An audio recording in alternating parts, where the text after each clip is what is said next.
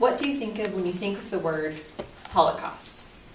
Many of you will immediately be sad and think of horrible stories like Night and the Diary of Anne Frank. Some of you are thinking, oh no, not another one of those sad speeches that will make me feel terrible about myself for at least the next hour. Don't tune me out. This is not one of those sad speeches. This is actually about a woman who is full of hope. A woman named Corrie ten Boom. Now, I don't know what you think of when you think of Corrie ten Boom, but you probably don't think of this. A woman who was well into her 50s and unmarried when World War II happened. Now, when you think of the Holocaust, you also probably think of Jews who were put in concentration camps, never to be released. Let me clear up some misconceptions about Corrie ten Boom and the Holocaust in general. Corrie's amazing story starts in her childhood, progresses through World War II, and then continues on after the war ends. Corrie's childhood was preparing her for what was to come during World War II. Corrie talks about the great wisdom passed on to her by her family during her childhood in her book called The Hiding Place, published in 1971. One of Corrie's favorite stories to tell is the story of the train ticket. Now, the train ticket was the story about her dad. Her dad never gave her train ticket until she was just about to get on the train. Her dad related this to how God's timing is perfect. God never gave her train ticket until she was ready for it. Through the influence of her family and the direction of God, Corrie grew into a mature and able young woman. She was well grounded in her faith and able to handle, with God's help, far more than even she knew. After the Germans took over Holland in May of 1940, changes happened slowly. Corrie started part of the Dutch underground, resisting the Nazis.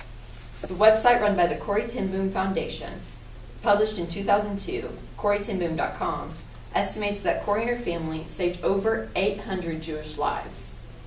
Corrie was well aware of the risks of resisting the Nazis, though. In her book, The Hiding Place, she talks about instances in which she knew what happened to those who resisted them. What motivated Corrie and her family to save many, though, was their faith in Jesus Christ. So how did Corrie ten Boom even start the Dutch underground?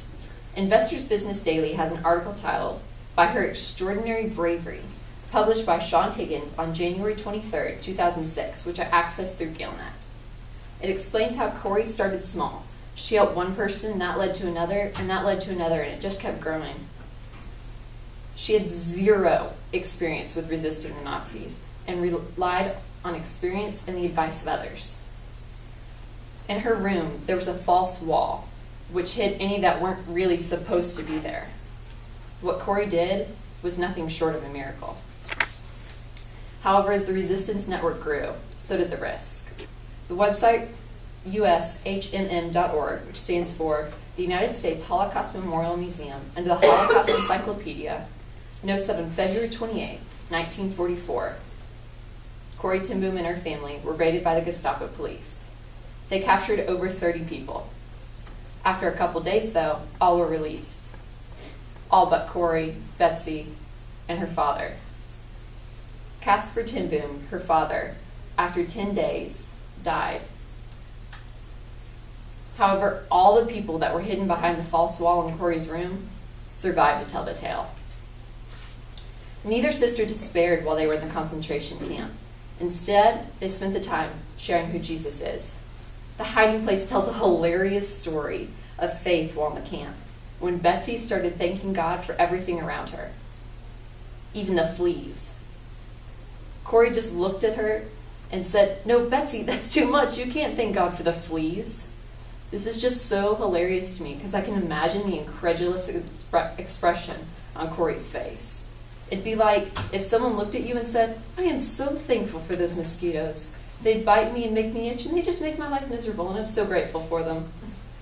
I'd stare at them. That's kind of ridiculous.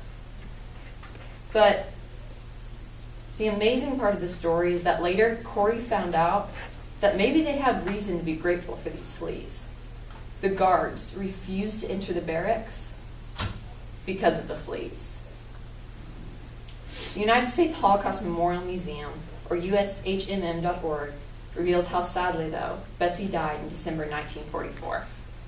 In late December of 1944, Corrie ten Boom was released from Ravensbrück, the concentration camp. She later learned that she was released only due to a clerical error and was supposed to have been killed in the gas chamber 1 week later with all others her age.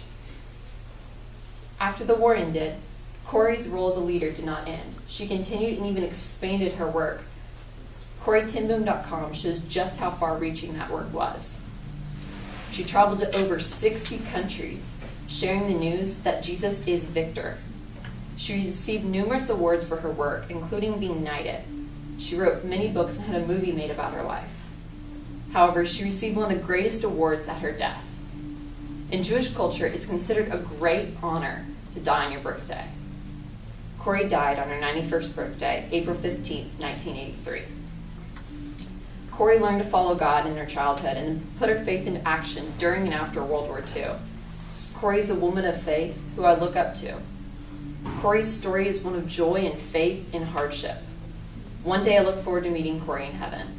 But until then, I will never forget her story. And now, I hope you won't either.